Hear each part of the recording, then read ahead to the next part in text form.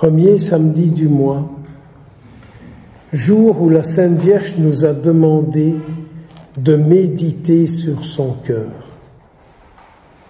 Ou si vous préférez, le jour où la Sainte Vierge nous dit, le premier samedi du mois, je te propose d'unir ton cœur au mien pour que mon cœur soit uni au tien.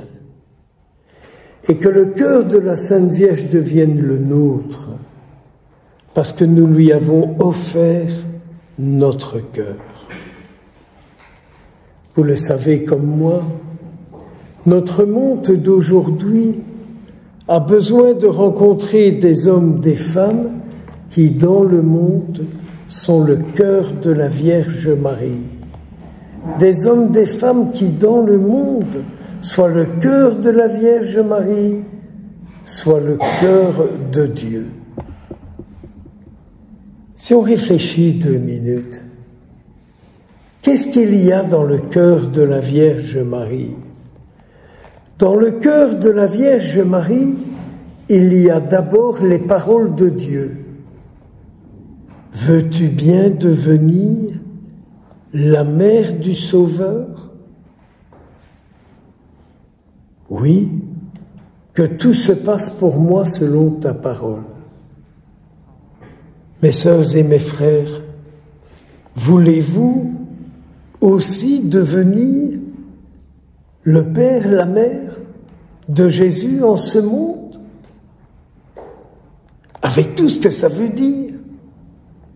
Ça veut dire qu'un père, une mère, il a le souci de voir grandir son enfant, de le rendre heureux, qu'il se développe, qu'il soit bien.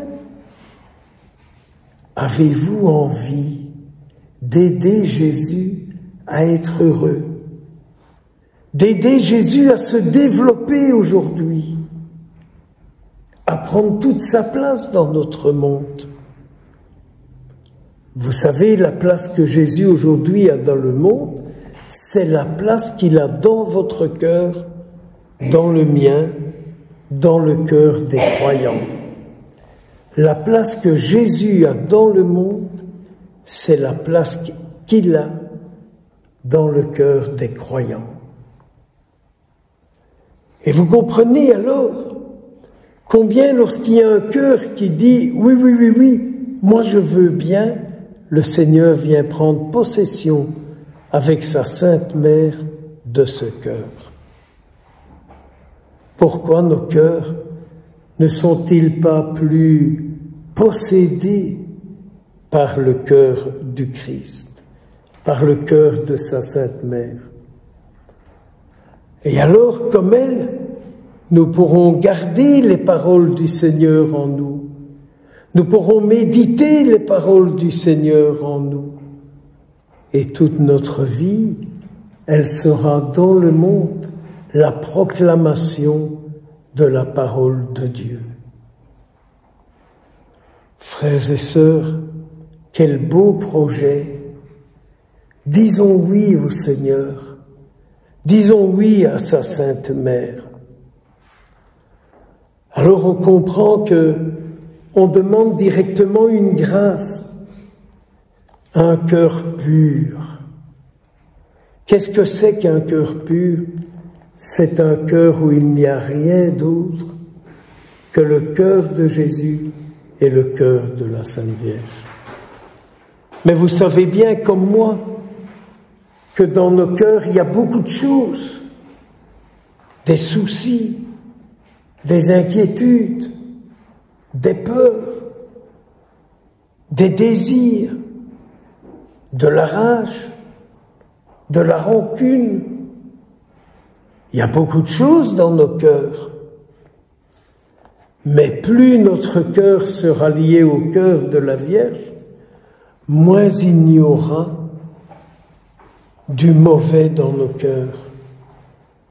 Moins nous aurons des soucis dans nos cœurs. Le seul souci qu'il restera en nous, c'est la vie du Christ aujourd'hui. Ah, que j'aimerais avoir un cœur qui ait uniquement le souci du Christ, de Jésus sauveur, de Jésus libérateur, de Jésus qui est chemin, vérité, qui est lumière. Prions pour que dans nos cœurs il n'y ait que lui et rien que lui. Un cœur pur et un cœur docile, c'est-à-dire un cœur qui, en toutes circonstances, se laisse guider par le cœur de Jésus et par le cœur de sa Sainte Mère. Les grâces à demander continuent, que nous soyons fidèles à t'aimer, que nous soyons fidèles à t'aimer.